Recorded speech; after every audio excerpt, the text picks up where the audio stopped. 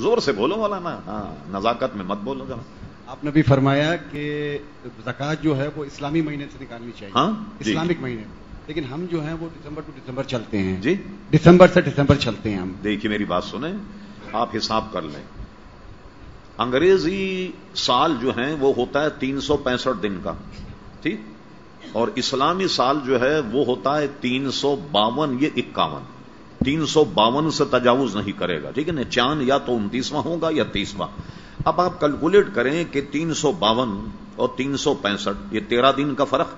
इस 13 दिन के फर्क को आप जरा सा कैलकुलेट करें तो तकरीबन 36 साल में एक साल का फर्क पड़ जाएगा।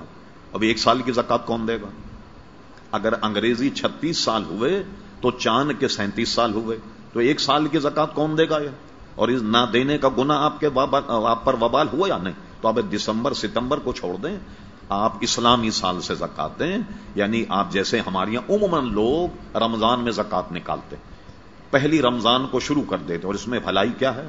आप तो वैसे ही व्यापारी आदमी, व्यापारी हिसाब से देखिए। हजरत सलमान फारसी की रिवायत यह कि हुजूर ने फरमाया सल्लल्लाहु अलैहि वसल्लम, रमजान में फर्ज अदा करने का सवाब गैर। आप सुन रहे हैं यूट्यूब रजवी चैनल लोहरदगा।